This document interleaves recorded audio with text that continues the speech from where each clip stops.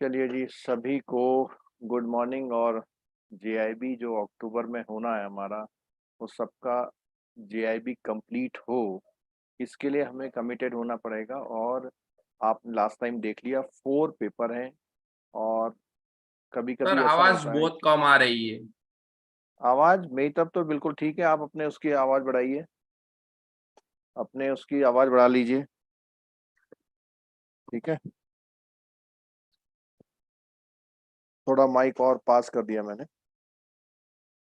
चलिए, तो हम बात कर रहे थे कि जो भी हमारा आने वाला एग्जाम है जेआईबी का, 4 पेपर हमको करने हैं। और 4 पेपर में लास्ट टाइम जो रिजल्ट खराब रहा था वो इंडियन इकोनॉमी वाले का रहा था। उसका रीजन ये था कि इंडियन इकोनॉमी में जो सिलेबस है वो सिलेबस आपकी नॉर्मल बैंकिंग से हट के है। जिन लोगों ने economics as a subject graduation में पढ़ा है उनके लिए समवट थोड़ा सा वो आसान हो सकता है, क्योंकि उसमें 2 मॉड्यूल पूरे इकोनॉमिक्स के हैं। और 2 मॉड्यूल जो है उसमें सी और डी वाले वो फाइनेंशियल सिस्टम के हैं। फाइनेंशियल सिस्टम में भी बेसिक बैंकिंग नहीं है, क्योंकि बेसिक बैंकिंग आपकी पूरी पीपीबी में है। तो वहां पे थोड़ी एडवांस फाइनेंशियल सिस्टम है, जैसे शेयर मार्केट है, इंश्योरेंस है, म्यूचुअल फंड है, और फाइनेंशियल मार्केट का डेवलपमेंट है। और बहुत सारे ऐसे टॉपिक हैं जो आपके नॉर्मल बैंकिंग में नहीं होते। इसीलिए फर्स्ट पेपर में मार्क्स आप लोगों के कम आए थे। ठीक है, इसीलिए इसको हम इनिशियली इसको शुरू कर रहे हैं। हमारा एक चैप्टर हो चुका है पहले भी। उसको जिन लोगों ने भी वो चैप्टर देखना हो, वो चैप्टर आप देख सकते हैं अपने जो कोर्स है आपका, उसमें कोर्स में देख सकते हैं। ठीक है। तो आज हम जो चैप्टर शुरू कर रहे हैं उसका नाम है, सेकंड चैप्टर है सेक्टर ऑफ इंडियन इकोनॉमी।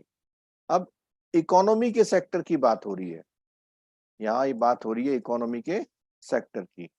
तो मैं आपको स्क्रीन पे दिखा रहा हूँ, और आपसे रिक्वेस्ट है कि आप चीजों को ज्यादा समझने सुनने की कोशिश करें, क्योंकि जो कंटेंट है, कंटेंट को तो आप जब रिवीजन करते हैं या खुद चैप्टर को सुनने के बाद बुक को पलटेंगे तो ज्यादा फैमिलिटी हो जाएगी। लेकिन अभी ज्यादा गौर जो है आप सुनने और देखने में लगाएं। ठीक है। और बिना बुक के अगर आप जेआईबी की तैयारी कर रहे हैं तो गलत कर रहे हैं। बिना बुक के अगर आप जेआईबी की तैयारी कर रहे हैं तो गलत कर रहे हैं। बुकें जैसे भी हो जल्दी से मंगवा लीजिए। हालांकि हम लोग यहाँ पे स्क्रीन में आपको काफी कुछ कोशिश करते हैं, लेकिन आपके पास क्या है। और एज सच नोट्स बनाने की कोई जरूरत नहीं है। जो बुक्स जब आप चैप्टर को पढ़ेंगे, हमारे बाद जब चैप्टर को थोड़ा सा ओवरव्यू करेंगे, तो उसमें जो आपको थोड़ा सा ऐसा लगता है कि हाँ इसके बारे में बात हुई है क्लास में, उसमें टिक मार लीजिए हल्का सा, जिससे जब भी उस चैप्टर को पढ़ेंगे तो केवल वो चीजें पढ़िए। ठीक है। तो स्क्रीन पे आपको दिखाई दे रहा है sectors of Indian economy. Indian economy के कौन से सेक्टर है। अगर देखा जाए, मैं बात करूं अगर छोटे से देश की जहां पर सिर्फ सॉफ्टवेयर इंडस्ट्री चलती है, तो उस कंट्री की इकोनॉमी के सेक्टर अलग होंगे। हमारी कंट्री वर्सेटाइल है, हमारी कंट्री के इकोनॉमिक सेक्टर अलग होंगे। जो ऑयल एक्सपोर्टिंग कंपनी है उनके जो इकोनॉमी के सेक्टर अलग होंगे। कुछ कंट्री जो बहुत पिछड़ी हुई हैं जहां सिर्फ खेती होती है, उनके इकोनॉमी सेक्टर अलग होंगे। ठीक है। और मेजरली अगर बात करें तो इंडिया में तीनों सेक्टर अवेलेबल हैं। और 3 सेक्टर कौन कौन से हैं वो बोलो आप लोग। एग्री, सर्विस सेक्टर सर, और इंडस्ट्री है, और इंडस्ट्री और सर्विस। एग्रीकल्चर। ठीक है। तो इंडिया की अगर बात करें तो सबसे इनिशियल सेक्टर कौन सा है। एग्री, जिसको हम किस नाम से जानते हैं, प्राइमरी सेक्टर। इसको हम प्राइमरी सेक्टर से जानते हैं। उसके बाद इंडस्ट्रियलाइजेशन शुरू हुआ। इंडस्ट्रियलाइजेशन हमारे लिए कौन सा सेक्टर है, सेकेंडरी। और सर्विस इंडस्ट्री जब से आईटी का बूम आया है करीब 30 साल 35 साल से, तो सर्विस सेक्टर बाद में ज्यादा फ्लरिश हुआ। और इसको हम लोग टर्सरी सेक्टर बोलते हैं, इसको हम लोग थर्ड सेक्टर या टर्सरी सेक्टर बोलते हैं। ठीक है, तो इंडियन इकोनॉमी के 3 सेक्टर ये आपके सामने आ गए। ठीक है, तो टर्सरी का सेक्टर कौन सा है? TERTIARY, tertiary sector. ठीक है, ठीक। अब ये जो 3 सेक्टर हैं ये बेसिक सेक्टर है। आपने 3 सेक्टर के बारे में आज तक पढ़ा होगा अगर आपने ये बुक का ये टॉपिक नहीं पढ़ा था।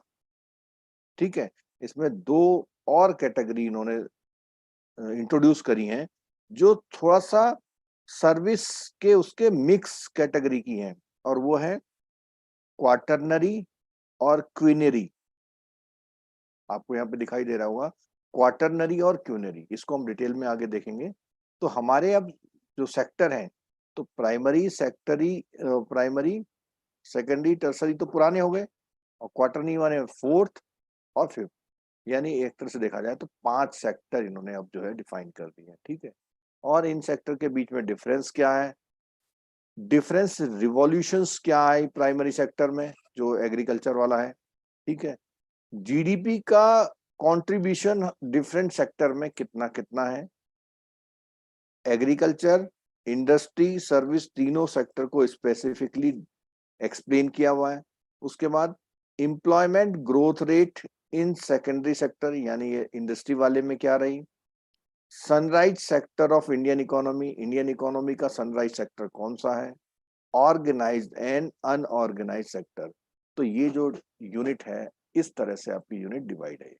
ठीक है, जब आप लोग स्टडी करते हैं अगर आप बहुत गहराई से चीजों को समझते हुए कर रहे हैं, बहुत पेशेंस से कर रहे हैं, तो आपको लंबे समय तक याद रहता है। अगर आप सिर्फ 2-4 एमसीक्यू पढ़ के सोचते हैं कि इसका आंसर ये है, इसका आंसर ये है, तो वो तरीका गलत है। एमसीक्यू वाले तरीके पे बिल्कुल मत जाएं। लास्ट टाइम भी जिन लोगों ने थॉरोली क्लासेस ली थी उनका क्लियर हो गया, लेकिन एमसीक्यू के चक्कर में नहीं रहिए। एमसीक्यू तब करना चाहिए जब वो टॉपिक और वो मॉड्यूल पूरा बढ़िया से आपने तैयार कर लिया हो, तब आप उसके सही गलत आंसर को चेक कर पाएंगे, या ये देख पाएंगे कि अगर इसकी जगह ये वर्ड होता तो ये आंसर सही हो जाता। ठीक है, चलिए अब यहाँ पर जो प्राइमरी की बात आती है, प्राइमरी सेक्टर को थोड़ा सा और एलोबरेट किया गया है।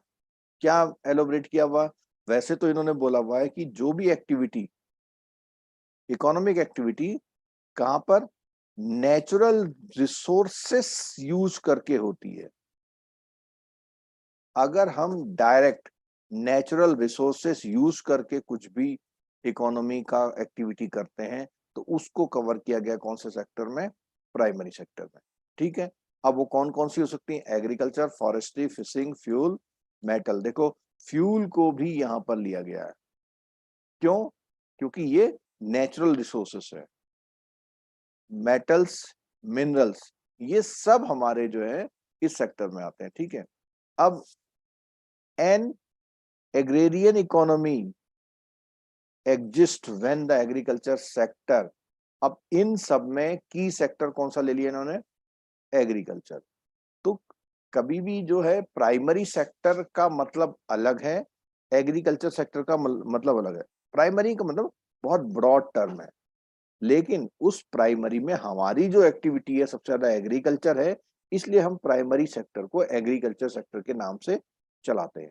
ठीक है, अब उसमें क्या है, इंडिया में जो 50% की जो रिवेन्यू है वो हमारी आ रही कहाँ से?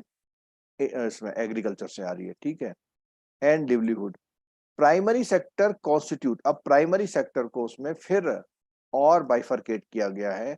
तो कभी भी ये ध्यान रखना कि प्राइमरी सेक्टर का मतलब एग्रीकल्चर सेक्टर नहीं है।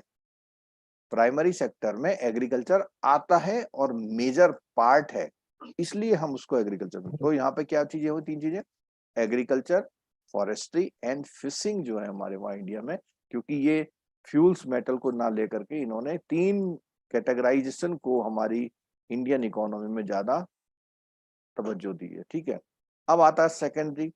तो सेकेंडरी में क्या इन्वॉल्व होता है? जहां पे प्रोसेसिंग होती है उस रॉ मटेरियल की, extracted from the primary sector, यानी प्राइमरी सेक्टर में जो मिलता है उसके रॉ मटेरियल की प्रोसेसिंग होती है, उसको हम कौन सा, आल्सो कॉल्ड इंडस्ट्रियल सेक्टर। तो उस वाले को एग्रीकल्चर के नाम से जान रहे थे, इस वाले को इंडस्ट्रियल सेक्टर के नाम से जान रहे थे, ठीक है।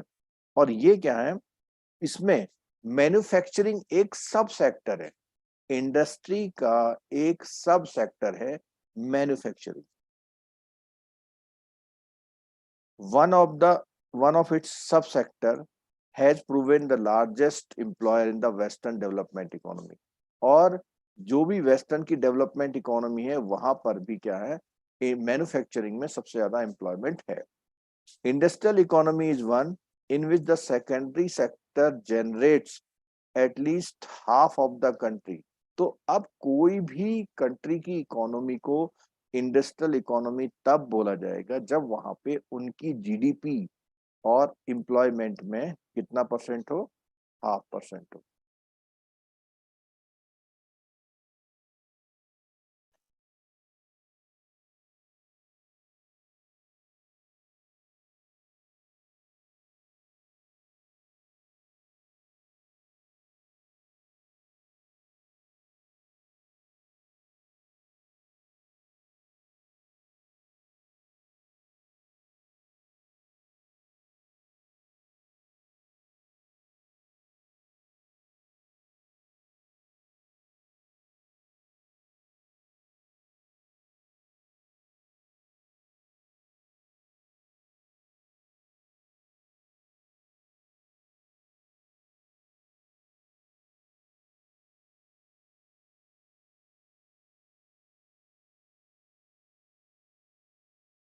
जब ये पिक्चर मेरी चली जाती तो मुझे बता दिया करो, पता नहीं बीच में इसमें बैटरी गड़बड़ हो गई थी।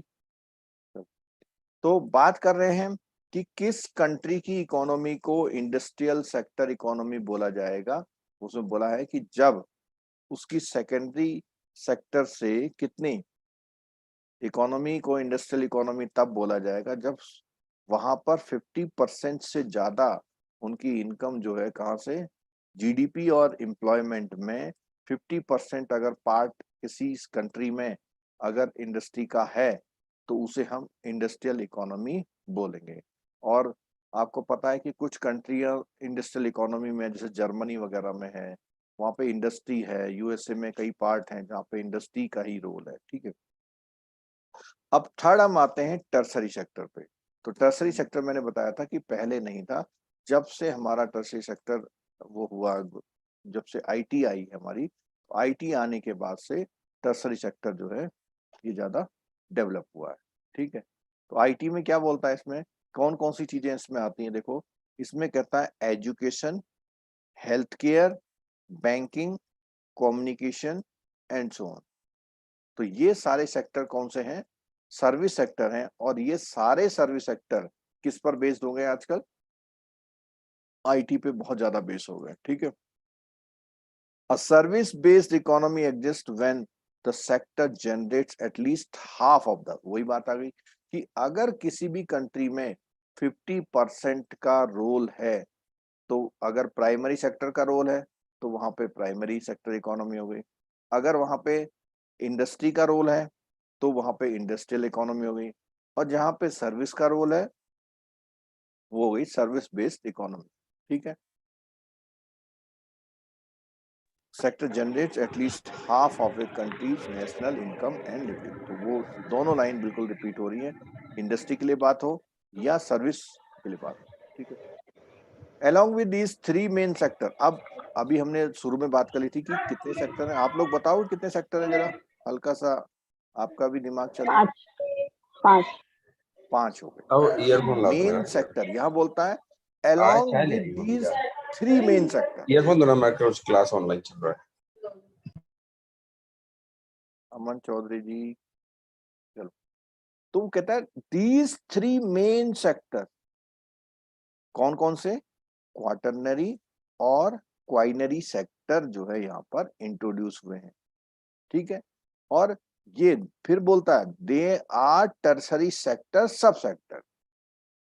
अगर हम बात करें 1 2 3 जो टर्सरी सेक्टर है उसी के फिर हमारे कितने पार्ट हैं, 2 पार्ट और हैं। कौन कौन से? क्वार्टरनरी और क्वाइनरी। तो अभी ये बात बिल्कुल क्लियर हो गई होगी, इस तरह का स्ट्रक्चर है। ठीक है, तो इसमें इसके बारे में देख लेते हैं। ये आपके लिए सब लोग अलर्ट हो जाएं, ये बिल्कुल आपके लिए नया। मैं समझता हूं कि जिसने बुक नहीं देखी थी, कम से कम आप में से 80% लोग इस वर्ड को पहली बार सुन रहे होंगे। ऐसा है या नहीं है? क्वाटरनरी सेक्टर और क्वाइनरी सेक्टर। ठीक है, तो उसमें क्या है देखो, उसमें तो also known as knowledge sector. अब आपका एक एमसीक्यू तैयार हो गया यहाँ पे कि knowledge sector is also known as, तो वो चारों सेक्टर के नाम दे देगा आप। तो आपको बताना है नॉलेज सेक्टर क्या है, कौन सा?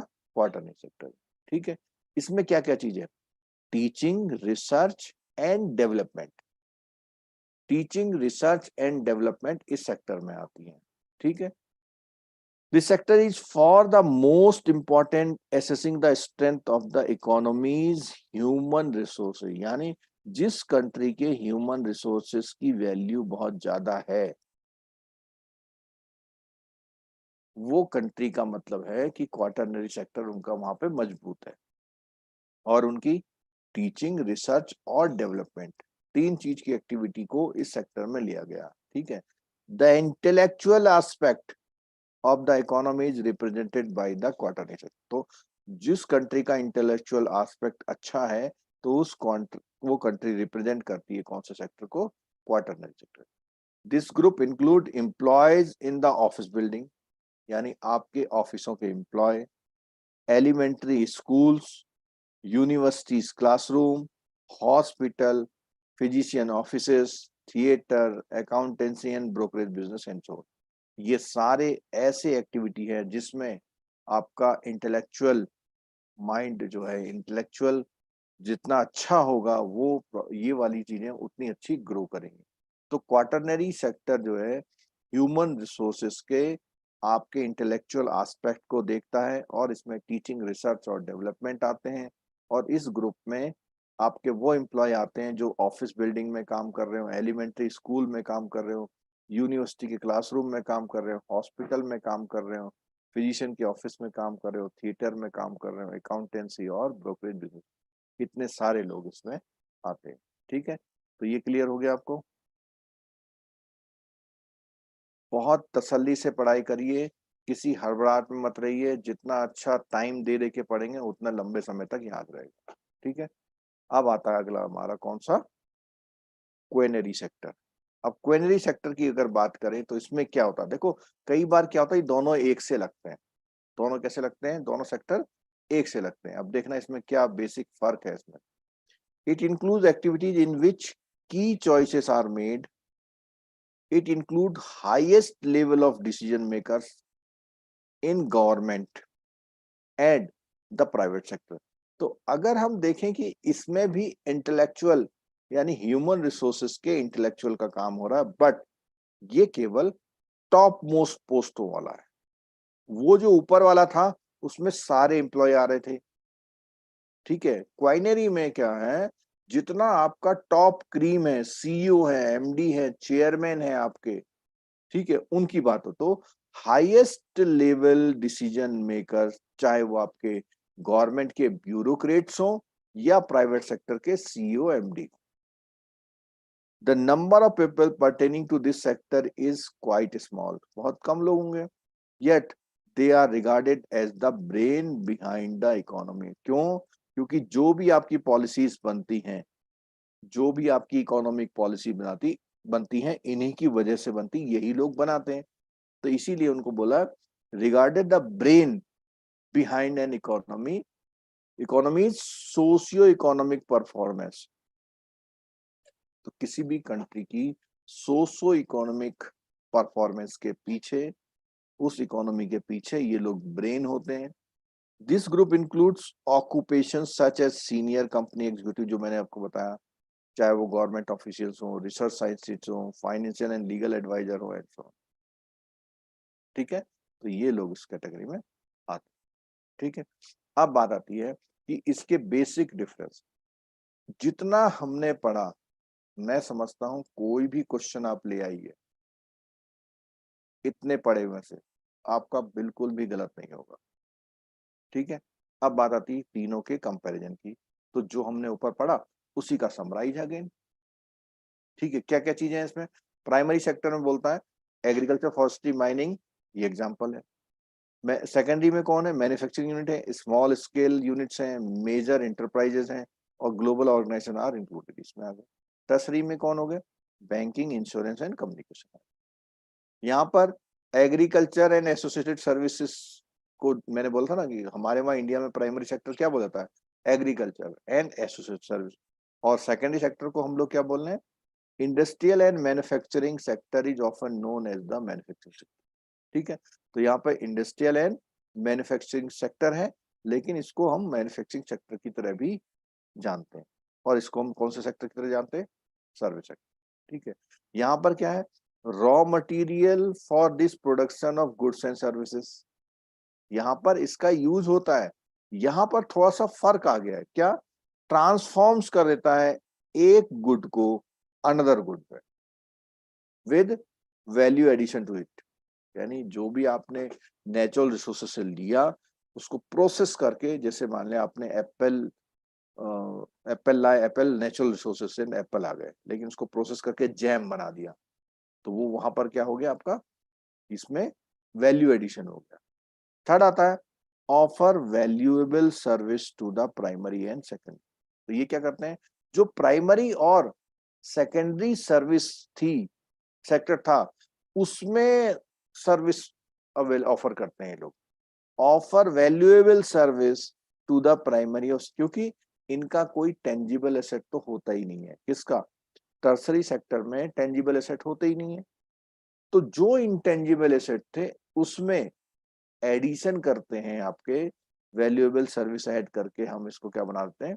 Third major. ठीक है, unorganised and most of the times employs old method. तो यहाँ पर क्या है? अनऑर्गेनाइज्ड है एग्रीकल्चर, और क्या है? एम्प्लॉय ओल्ड मेथड यूज करते हैं। यहाँ पर इंडस्ट्री में आने पे थोड़ा सा ऑर्गेनाइज्ड हो गया और इफिशियंट हो गया, प्रोडक्शन मेथड को जान गए। अब यहाँ पे टर्सरी में और ज्यादा हो गया। क्या हो गया? Well organise. देखो यहाँ पे अनऑर्गेनाइज, यहाँ पे ऑर्गेनाइज, और यहाँ पे वेल ऑर्गेनाइज, थोड़ा सा और इंप्रूवमेंट आ गया। And use advance logistic techniques to carry out its task. ठीक है, in most developing economies such as India this sector employ largest. तो यहाँ पर क्या है? जो डेवलपिंग इकोनॉमी है अधिकतर वहां पर एग्रीकल्चर ही, हमारा प्राइमरी सेक्टर ही ज्यादा डोमिनेट करता है, और बहुत सारी वर्क फोर्स जो होती है वो इस पे लगी हुई है compare to the developed economy. ज्यादातर जो इकोनॉमी होती है वो यहाँ पर लगी है, लेबर फोर्स आपकी। और अगर सेकेंडरी सेक्टर में बात करें यहाँ पर, तो क्या है? Since this sector requires a particular set of talent the employment rate is in equilibrium. यानी सब लोग यहाँ पे काम नहीं कर सकते, यहाँ पे थोड़ा सा एडवांसमेंट चाहिए एम्प्लॉय में, तभी वो लोग यहाँ पर आ सकते हैं। थर्ड की बात करता है sector share the has risen dramatically in recent year, और ये वाला सेक्टर आजकल सबसे ज्यादा डोमिनेंट हो रहा है। ठीक है, अब यहाँ पर बात आता है कि प्राइमरी सेक्टर जो था एग्रीकल्चर, उसमें कौन कौन सी रिवॉल्यूशन आई। कौन कौन सी रिवॉल्यूशन? जो लोग एसएससी, सीजीएल वगैरह की तैयारी अभी भी कर रहे हैं, जो बैंक में हैं, जो अभी नए ग्रुप में 30 से कम साल वाले हैं, क्योंकि आपको पता है कि एसएससी की सर्विस बैंक से सर्विस से काफी लाख गुना बेहतर मानी जाती है। तो जो लोग अभी कॉम्पिटिटिव एनवायरनमेंट में हैं उनके लिए ये टॉपिक बहुत इंपॉर्टेंट है, इकोनॉमी वाला, बल्कि पूरा मॉड्यूल ही इंपॉर्टेंट है, क्योंकि उसमें 5-6 क्वेश्चंस आपके इकोनॉमी बेस्ड भी आते हैं। ठीक है, तो प्राइमरी सेक्टर में कौन कौन सी डिफरेंट रिवॉल्यूशंस आई, कब कब बहुत बदलाव आए इसमें, तो इसमें अगर हम बात करेंगे तो एग्रीकल्चर तो हमेशा इंपॉर्टेंट इंडस्ट्री रहा इंडिया के लिए। ठीक है, यहाँ पर traditional, subsistence, livelihood, rain fed farming, food grain oriented and deficient in diversification and commercialization करेक्टराइजेस।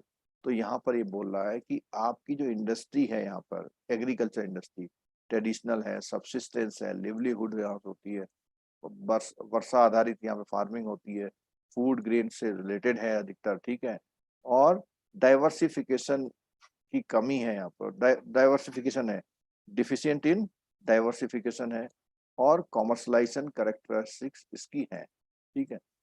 India's agriculture sector, ये सब इन कैरेक्टरिस्टिक्स में चलता है। With burgeoning, burgeoning population. अब बर्ज ओनिंग पॉपुलेशन से मतलब क्या है, यहाँ पर पॉपुलेशन जो है बहुत मतलब वो कर रही है, बढ़ रही है, ठीक है, एंड राइजिंग वेजेस, सैलरी बढ़ी है, particularly among the poor, and demand for agriculture goods है sky, मतलब बहुत एग्रीकल्चर गुड्स की डिमांड बढ़ती जा रही है बहुत ज्यादा, ठीक है। To overcome this situation the government carried out a series of revolution in the primary. तो बहुत सारे ना गवर्नमेंट ने ट्राई किए कि कैसे कैसे इन चीजों से निपटा जाए, तो मल्टीपल रिवॉल्यूशंस जो है यहाँ पे क्या क्या है दे रहे। अब अगर रिवॉल्यूशन की बात करें, क्या पिछले बार जिन्होंने एग्जाम दिया था बता सकते हैं इसमें से कोई क्वेश्चन आया था क्या, सिर्फ रिवॉल्यूशन से लेकर? हाँ सर, आया था इसमें से सवाल। आया था। हाँ, ये तो सिल्वर ये, था ये। हाँ, ये क्या है, बेसिक क्वेश्चन है, और आमतौर पर जब हम स्कूल डेज में होते हैं तब भी पढ़ते हैं, कंपटीशन में होते हैं तब भी पढ़ते हैं। एक बार आप सब लोग जो है इसको बहुत गहराई से इसको जो है क्या करेंगे, वो करेंगे, ठीक है। जैसे बहुत कॉमन कॉमन चीज है, ग्रीन रिवॉल्यूशन सबको पता है, ठीक है। व्हाइट रिवॉल्यूशन किसी को पता है, मिल्क से है, ठीक है। और उसके बाद यहाँ जो प्रॉब्लम आती है, प्रॉब्लम नीचे वालों में ज्यादा आती है। येलो रिवॉल्यूशन में क्या है, ऑयल सीड्स है जिनसे ऑयल निकलता है, ठीक है। ब्लू आपका फिश एंड एक्वा से है। गोल्डन रिवॉल्यूशन आपका फ्रूट से है। गोल्डन फाइबर रिवॉल्यूशन किससे है, जूट से। सिल्वर रिवॉल्यूशन, ये लास्ट टाइम क्वेश्चन आया था। अब एक बार और ध्यान रखना, ये है सिल्वर रिवॉल्यूशन, ये है सिल्वर फाइबर, दोनों फर्क है। सिल्वर रिवॉल्यूशन है एग्स का, और सिल्वर फाइबर रिवॉल्यूशन है आपका किसका, कॉटन से, ठीक है। फिर उसके बाद पिंक रिवॉल्यूशन आता है किससे, फार्मास्यूटिकल्स, प्रॉन्स और ओनियन से, ठीक है। प्रॉन्स क्या होता है पता है, हाँ सर पता है। जो ये सी उसमें होता है ना, क्या बोलते हैं, झींगा बोलते हैं इसको ना, ठीक है। हाँ सर। और यहाँ पर क्या है, ये ओनियन है, ठीक है। ब्राउन रिवॉल्यूशन में लेदर है, कोकोआ है, नॉन कन्वेंशनल एनर्जी के ड्रिंक है, ठीक है। रेड रिवॉल्यूशन में मीट एंड टमाटो है। ग्रे रिवॉल्यूशन फर्टिलाइजर है। Evergreen revolution overall product. अब एक और रिवॉल्यूशन आ गए, इसमें क्या करा, ऊपर के सारे प्रोडक्ट को ऑलमोस्ट क्या कर दिया, एग्रीकल्चर प्रोडक्ट को मिक्स कर दिया। ब्लैक रिवॉल्यूशन पेट्रोलियम है। राउंड रिवॉल्यूशन आपका पोटैटो है, और protein revolution agriculture higher production है, ठीक है। अब यहाँ पर एक ये बात हो रही है, जो इसकी आप बात हो रही ना, coined bye mister Narendra Modi 2020, ये प्रोटीन रिवॉल्यूशन जो आपके आपके जो देसी आपके प्रोडक्ट होते हैं ना एग्रीकल्चर के, उनकी बात हो रही है, दालों वगैरह की बात हो रही है, और मोटा अनाज बोलते हैं इसको हम लोग। तो वो यहाँ पर आजकल मिलेट्स वगैरह की मडुआ और ऐसी चीजें जो है उनको भी जो है वो दिया जा रहा, तो ये एकदम लेटेस्ट उसमें है, ठीक है। तो बहुत कंसंट्रेटिंगली एक क्वेश्चन आपका यहाँ से वो पूछ रहा है, हर बार पूछेगा, क्योंकि ये बेसिक वो है, ठीक है। तो अगर हम इसको इस तरह देखें, तो मैं एक काम करता हूँ कि यहाँ पर कुछ ऐसा हिडन वो ले आता हूँ।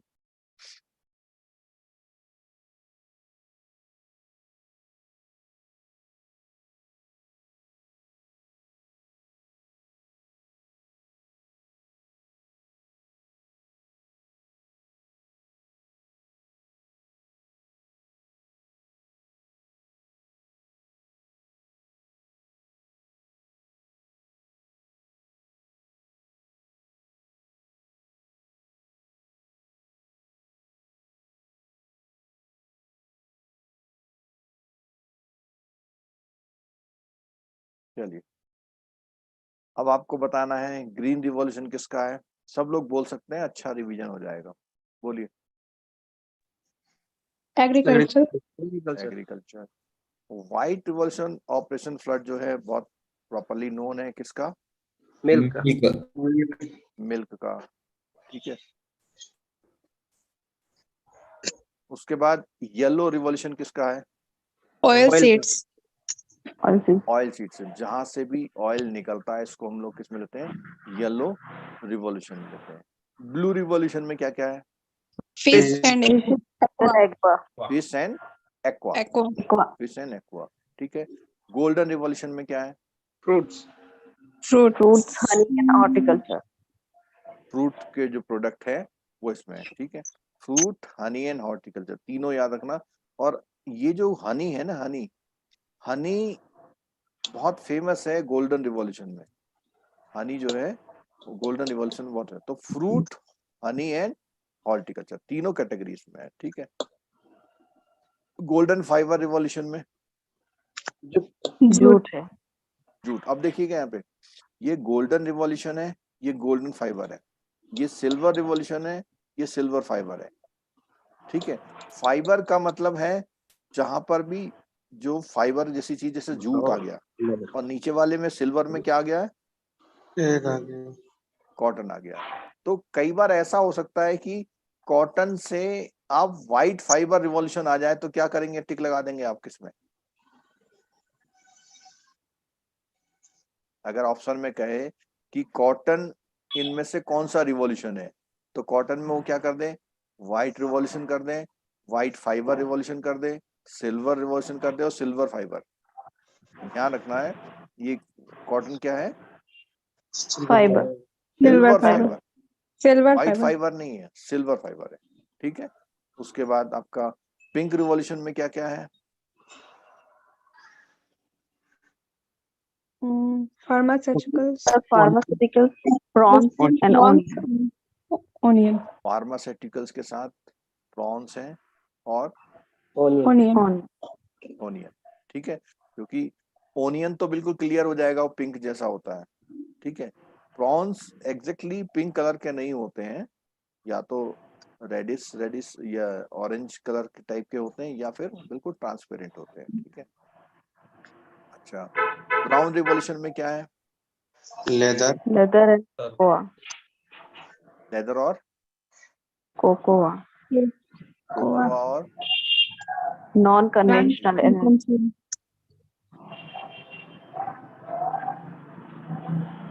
लेदर है, कोकोआ है, नॉन कन्वेंशनल एनर्जी, ठीक है। तीन चीज आ गई इसमें। और रेड रिवॉल्यूशन में क्या है? Meat and tomato. मीट और टमाटो। टमाटो। ग्रे रिवॉल्यूशन में क्या है? फर्टिलाइजर। फर्टिलाइजर, ठीक है।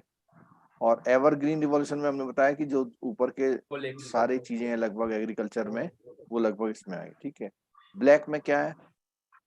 पेट्रोलियम। पेट्रोलियम। और राउंड, ये मेरे ख्याल से किसी ने सुना नहीं होगा, सुना है किसी ने? राउंड कौन रिवॉल्यूशन। सा सर? राउंड सर सुना है ना, ये पहले भी आया है, किसी और इसमें अच्छा। पढ़ा था। अच्छा, ठीक है। तो राउंड रिवॉल्यूशन किसमें है? पोटैटो में, ठीक है। प्रोटीन रिवॉल्यूशन किसमें है आपका? एग्रीकल्चर के जो मैंने बताया, ये जो मोटा अनाज जिसको हम लोग बोलते हैं, उसमें है, ठीक है। अब हम बात करते हैं कि जो भी हमारे तीन सेक्टर हैं, आप एक बात ध्यान रखना कि हमेशा जब भी कैटेगराइजेशन होगा तो कितने सेक्टर में होगा? तीन में। बट सर्विस सेक्टर को उन्होंने दो सब सेक्टर और डिवाइड कर दिए हैं। कौन कौन से? एक तो क्वाटरनरी और एक क्वाइनरी, ठीक है। क्वाटरनरी में रिवाइज करिए जरा, क्या था क्वाटरनरी में? नॉलेज। सर नॉलेज से रिलेटेड था, है ना, टीचिंग, रिसर्च एंड डेवलपमेंट। हाँ, और इसमें जो हमारा ह्यूमन रिसोर्सेस है उसके एस्पेक्ट देखे गए थे, ठीक है। लेकिन जो Yes. क्वाइनरी था, क्वाइनरी में उन्होंने क्या किया? क्वाइनरी में बहुत जो ब्यूरोक्रेट्स हैं या गवर्नमेंट या प्राइवेट के जो ब्रेन है, जो हमारी इकोनॉमी को डिसाइड करते हैं, इकोनॉमी की पॉलिसीज बनाते हैं, तो वो लोग कौन से सेक्टर में आए हैं? क्वाइनरी। रिसर्च एंड डेवलपमेंट किसमें है? Quaternary quinary sector. Quaternary sir, ठीक है। क्वार्टनरी हाँ, ठीक है। हेल्थ केयर है आपका, एजुकेशन है, ठीक है, अकाउंटेंसी है, बैंकिंग है, ये सब किसमें है? क्वार्टनरी। ठीक है। टर्शरी क्वाइनरी जो है वो टॉप मोस्ट जो हमारे चाहे प्राइवेट सेक्टर है चाहे गवर्नमेंट सेक्टर, उसके टॉप मोस्ट जो ब्रेन्स हैं उनको बोला गया। ठीक है। तो यहाँ पर देखिए आप साफ साफ कि जब 51 की बात करते हैं, जब हमारा फ्रीडम हो गया था उसके बाद की बात करते हैं, तो आप देख रहे हैं कि ये है, ये ग्रेजुअली क्या हो रहा है? डाउन हो रहा है। ठीक है। ये ग्रेजुअली क्या हो रहा है? इंक्रीज हो रहा है। और ये भी ग्रेजुअली क्या हो रहा है? इंक्रीज हो रहा है।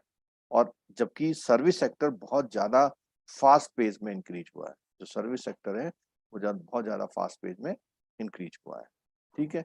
अब इसका थोड़ा सा हम इसकी भी हेल्प लेते हैं। एक बहुत अच्छा ग्राफ इंटरनेट में इसका दिया हुआ है पूरा, जिसमें जीडीपी का जो ग्रोथ का ग्राफ है।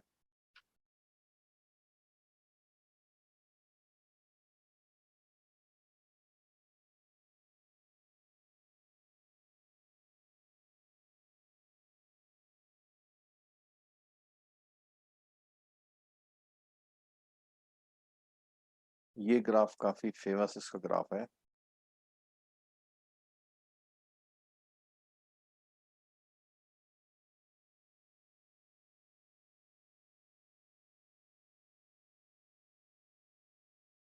ये दिख रहा है ना ग्राफ आपको?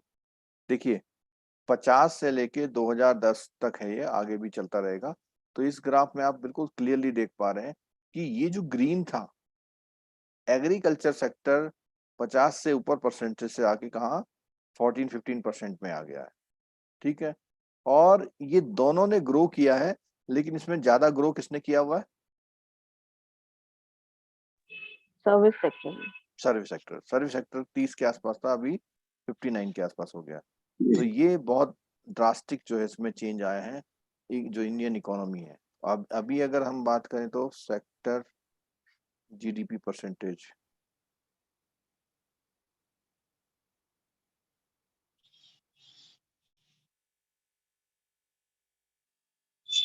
जो लेटेस्ट डेटा है हमारे पास अभी,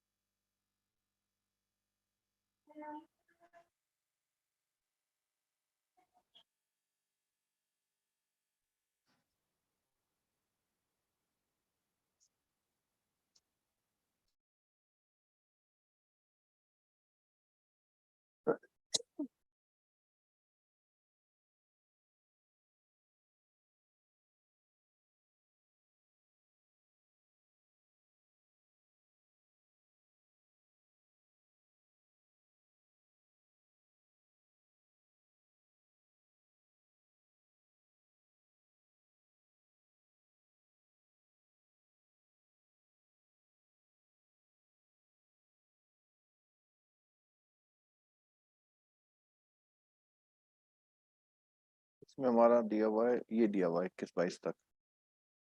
यहाँ पे 21-22 तक दिया हुआ है। तो हमारा अभी जो है कितना है? एग्रीकल्चर में कितना है? 18.6 हो गया है। कहाँ 50 समथिंग था। और इंडस्ट्री में 28.6। और आपका सर्विस सेक्टर 52.8। ये कब की बात हो रही है? 21-22 की। ठीक है। 21-22 की ये। अच्छा, यहाँ पर कुछ ये पॉइंट लिखे हुए हैं, जैसे यहाँ पे हैशटैग लिखा हुआ है। तो हैशटैग का मतलब क्या है? सेकंड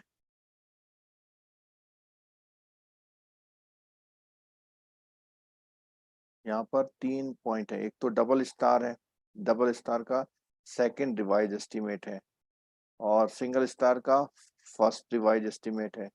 और इसका क्या है यहाँ पर? ये 21-22 के एस्टिमेटेड है वैल्यूज। ठीक है, एवरेज एस्टिमेटेड। ठीक।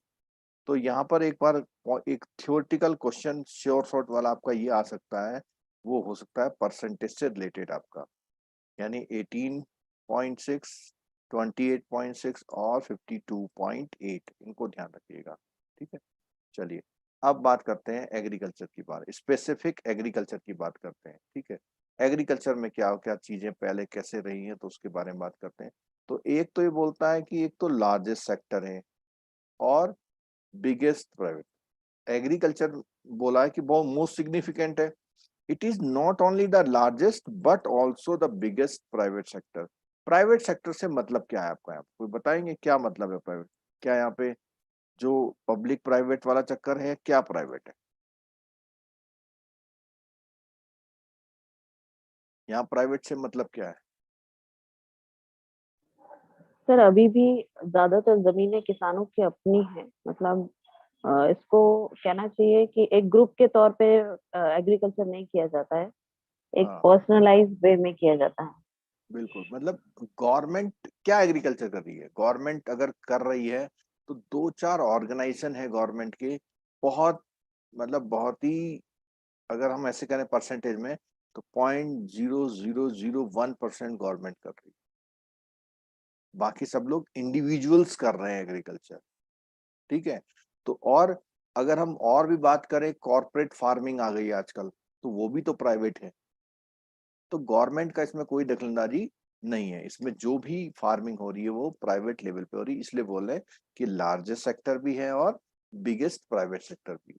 ठीक है, और सबसे बड़ी बात है, ये मेन कैसा सेक्टर है? अनऑर्गेनाइज सेक्टर है, कोई सिस्टम नहीं, जिसका जैसे मन कर रहा वैसे कर रहा। ठीक है, और कितने लोग? More than 90%। ठीक जी है, जो भी हमारा अनऑर्गेनाइज लेबर है पूरे ऑल ओवर इंडिया में, उसमें से हमारा 93.4% जो लेबर फोर्स है इकोनॉमी का, वो अनऑर्गेनाइज सेक्टर में एग्रीकल्चर में काम करता है। ठीक है, यानी इसमें बोला हुआ है 40 करोड़। अब क्यों 40 करोड़ बोला हुआ है, कोई बता सकते हैं आप मेरे को? हमारी पॉपुलेशन कितनी है? 40 क्यों बोला? 140 करोड़ की 90% तो बहुत ज्यादा होती है।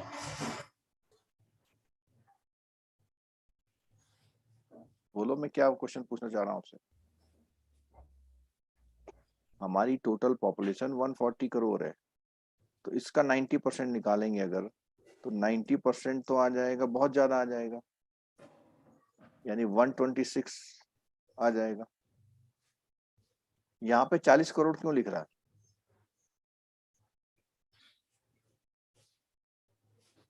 नहीं समझ पा रहे मैं क्या पूछ रहा हूँ?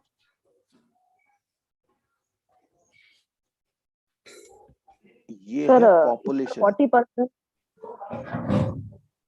हाँ बोलो। सर ये तो ओनली अकॉर्डिंग एग्रीकल्चर सेक्टर में ही है सर, मतलब वो एग्रीकल्चर सेक्टर में 40% ही है सर, बाकी का मतलब ये ये परसेंट नहीं है, ये करोड़ है। हाँ 40 करोड़ है, बाकी का रहता है ना सर, ये अब ये ड्राइविंग फील्ड में और ये कुछ कुछ ये नहीं नहीं नहीं, आप मेरा क्वेश्चन नहीं समझ पाए। इसमें लगभग पॉपुलेशन 30 साल से ऊपर 140 तो करोड़ मतलब है, होगा। अब उसमें तो छोटे बच्चे भी शामिल है ना। ये चीज जो मतलब वर्क एक, फोर्स 18 साल से ऊपर हाँ हो। भाई, एक फैमिली में एक या दो ही तो वर्कर होंगे, तो इसीलिए 40 करोड़ बोल रहा है। 140 करोड़ में से 40 करोड़ लोग हैं इधर किस काम में इसमें, लेकिन वो 40 करोड़ लोग कितने परसेंट में आ रहे हैं? 93% में। इसका मतलब ये है 93.4। कि हम लोग अगर मोटा मोटा देखते हैं तो लगभग हमारे वहां 45 करोड़ लोग एम्प्लॉय, मतलब वो करते हैं, अर्निंग का काम करते हैं। कितने करोड़ लोग? 45 crore.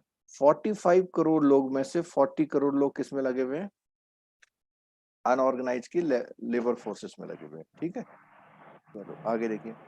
Agriculture share in the economy countries gross income has been declining, ये हमने ग्राफ से देख लिया यहाँ पे, और ये भी देखा कि ये क्या कर रहे हैं, दोनों सेक्टर इंक्रीज कर रहे हैं। ठीक है, industry and service sector have expanded faster than the agriculture.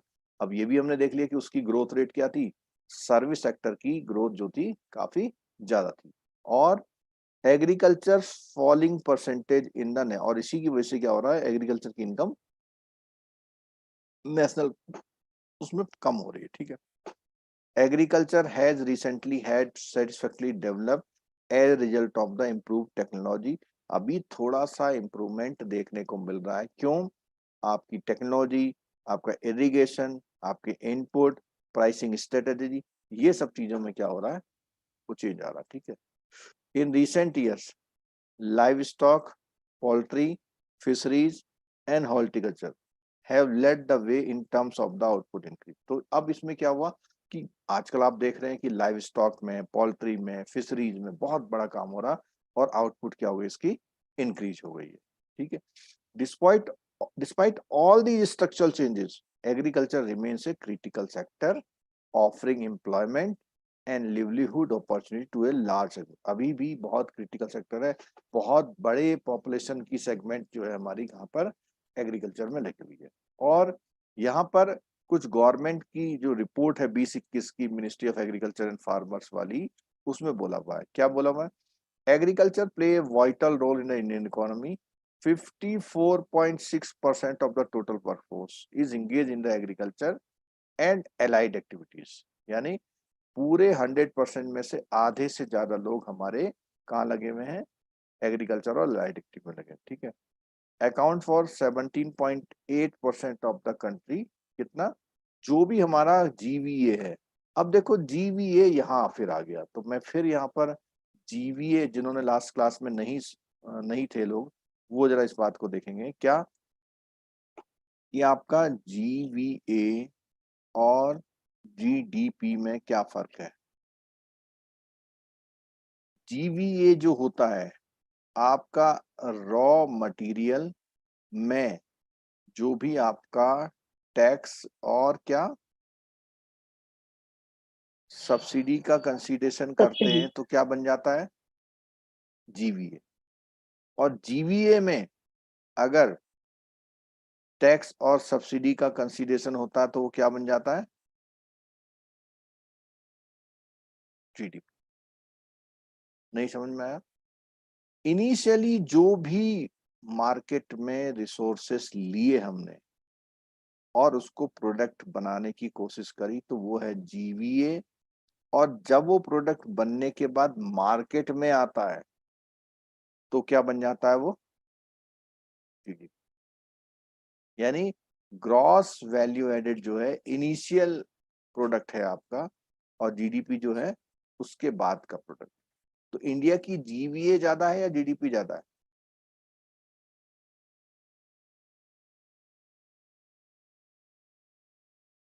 बोलो। जीवीए ज्यादा। जीवीए ज्यादा है, पक्का? फिर सोचो।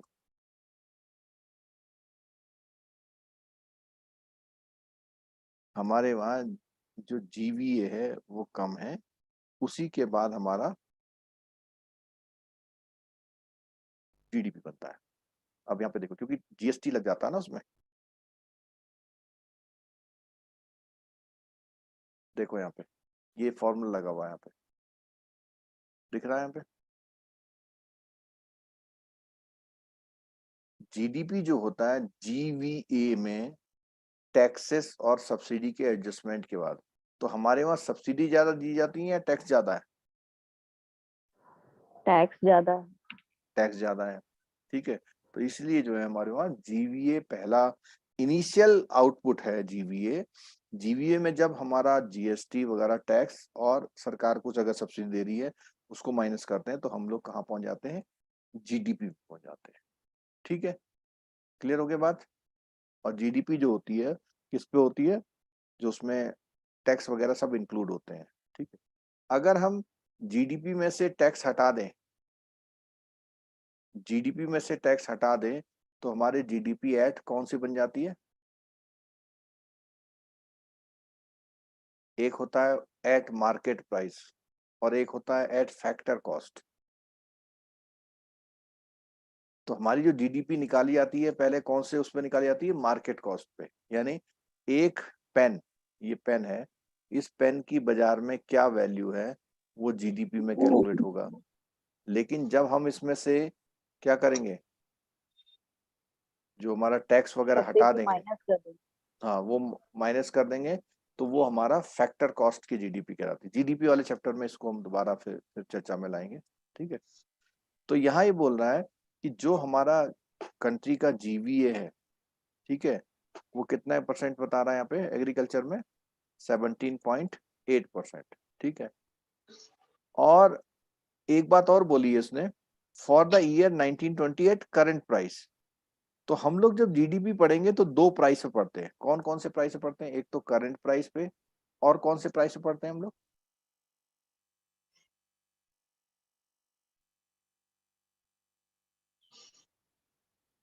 Base year prices. दो प्राइस पे पढ़ते हैं जीडीपी। कौन कौन से प्राइस पे? करंट और बेस ईयर पे सर। हाँ, एक करंट ईयर पे, तो यहाँ पे करंट ईयर की बात कर रहा है, और एक बेस ईयर पे करता है, ठीक है।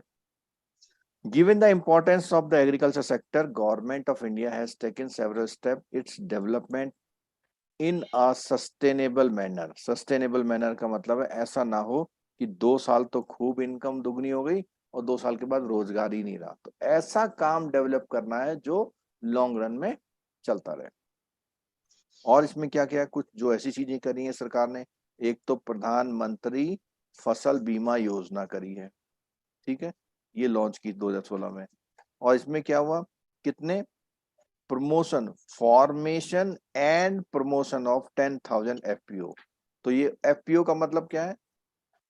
फार्मर्स प्रोड्यूसर्स ऑर्गेनाइजेशन, यानी जिसमें फार्मर जो प्रोड्यूस करते हैं उनका एक ऑर्गेनाइजेशन, उनकी एक कंपनी, उनका एक एनजीओ, कुछ भी हो, ठीक है।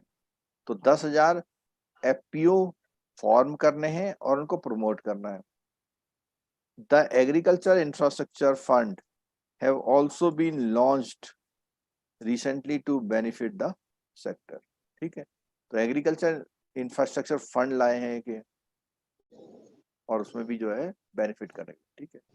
अब यहाँ पर बात आती है कि जो लैंड यूज स्टैटिस्टिक्स हैं 2016-17 की, लैंड यूज क्या बोलते हैं इसमें, जो कंट्री का जो 328.7 हेक्टेयर जोग्राफिकल एरिया है, उसमें से इतना नेट सोन एरिया, यानी इतने एरिया पे फसल होती है।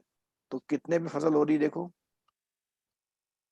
लगभग 1/3 मान लो, या ठीक है, 328.7 मिलियन हेक्टेयर में से ओनली 139.4 मिलियन हेक्टेयर में क्या हो रहा है, सोन एरिया है, ठीक है। और 200 something million hectare is the gross cropped area with A cropping intensity इतने परसेंट। अब ये कोई मुझे बताएगा कि क्रॉपिंग इंटेंसिटी इतने परसेंट कैसे हो गई, बढ़ कैसे गई भाई? 100% से ज्यादा कैसे बढ़ गई? Sir technology advancement.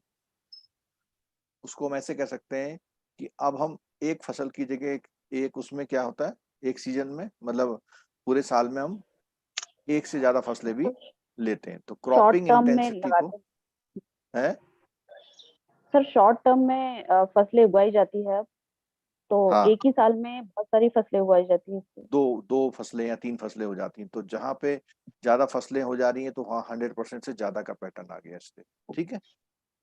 Net sown area work out with कितने percent? 42.4% of the geographical area. तो हमारा जो पूरा एरिया है कितना, 328 है, उसमें से जब परसेंटेज निकाली उन्होंने, तो उन्होंने कितने निकाली है कि हमारे पूरे जोग्राफिकल एरिया में से 42.4% एरिया में क्या होती है, फसल होती है, ठीक है। चलो आगे देखते हैं यहाँ पे। द नेट इरिगेटेड लैंड कितनी है हमारे वहाँ, इरिगेटेड एरिया कितना है, 68 पॉइंट, बहुत कम है। मतलब जहाँ पे प्रॉपर इरिगेशन की फैसिलिटीज अवेलेबल है। बाकी ऊपर हमने देखा था हमारे वहाँ एग्रीकल्चर कैसी होती है, रेन फेड है, मतलब बारिश पे आधारित है। अगर बारिश हो जाएगी तो अच्छी फसल हो जाएगी, या ज्यादा हो जाएगी तो नुकसान हो जाएगा, ठीक है। अब यहाँ पर आता है एग्रीकल्चर का ग्रॉस वैल्यू एडिड कितना है, एग्रीकल्चर का पोर्शन कितना है हमारे टोटल ग्रॉस वैल्यू एडिड पे। तो इसमें वह प्रोविजनल एस्टिमेट बोलता है, एनुअल नेशनल इनकम, जो कौन देता है, सीएसओ। कभी कभी ऐसा क्वेश्चन भी आ जाता है आपके एग्जाम में कि ये डेटा कौन देता है, ये डेटा कौन दे रहा है हमारे इंडिया में, जितने भी इकोनॉमिक्स से रिलेटेड डेटा है कौन देता है हमारे इंडिया में, सीएसओ देता है। ठीक है। The agriculture and allied sector contributed approximately कितना, इतने % जीवीए कौन दे रहा है हमारा, एग्रीकल्चर दे रहा है, कौन से प्राइस पे, करंट प्राइस पे। ठीक है। और जो पिछले 15-16 से थोड़ा सा क्या आ गया है, हल्का सा ज्यादा आ गया। ठीक है। चलो अभी जो हमारी स्ट्रेटजी है हमारी, कि हम बहुत लंबी लंबी क्लास ना लेके, लेकिन छोटी क्लास लेकर के, और उस क्लास का आउटपुट कुछ लगे कि हाँ आज हमने कुछ पढ़ा है। और एक एडवाइस और है, जितने भी लोग क्लास में आते हैं, लाइव आते हैं, उनसे रिक्वेस्ट है कि छोटे बच्चे बन के आया करो क्लास में। कोशिश किया करो आपका ध्यान इधर उधर ना जाए। अगर आप चाहते हैं कि 3 महीने क्या, जुलाई अगस्त सितंबर, हाँ 3 महीने मान लो, 3 महीने बाद जो आपका एग्जाम होगा, आप उस एग्जाम में इन चीजों को रिकलेक्ट कर पाएंगे। अगर क्वेश्चन थोड़ा सा घुमा कर भी दे दिया तो आप समझ पाएंगे। इसके लिए जरूरी है कि लाइन टू लाइन पढ़ना और समझना और डिस्कशन करना। तो आप लोग एक छोटे बच्चे की तरह रेगुलर क्लास में आए। ठीक है।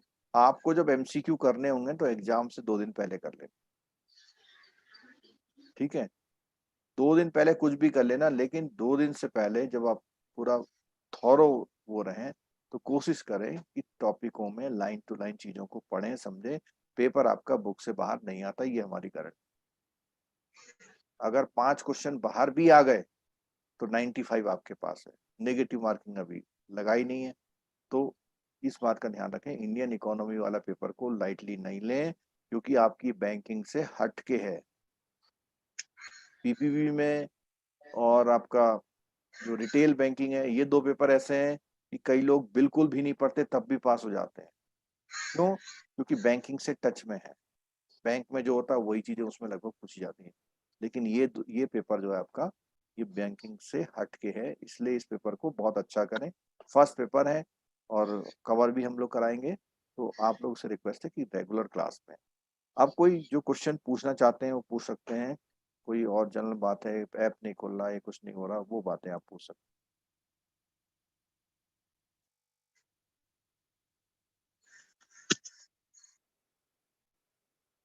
सर बुक कौन सा प्रकाशन का होगा, नहीं लिए बुक? हैं। बुक यही है मैकमिलन वाला। मैकमिलन। बुक तो जो है, आप जो मैकमिलन का बुक है ना, जी जी। उसी बुक को आप देखेंगे। सर एएफएम की क्लासेस थोड़ी टाइम बाद शुरू होगी क्या?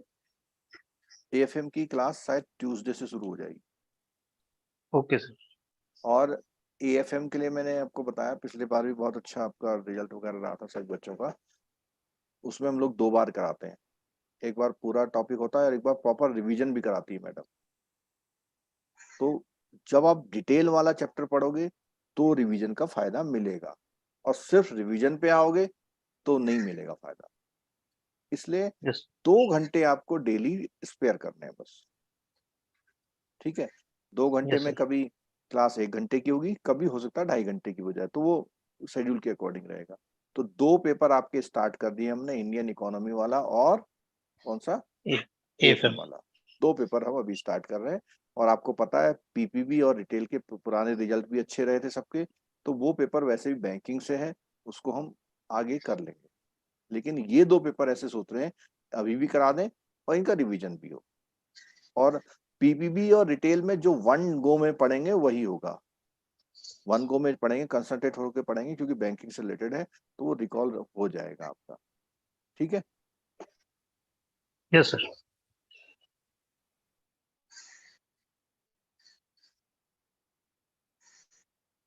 और किसी को कुछ पूछना है?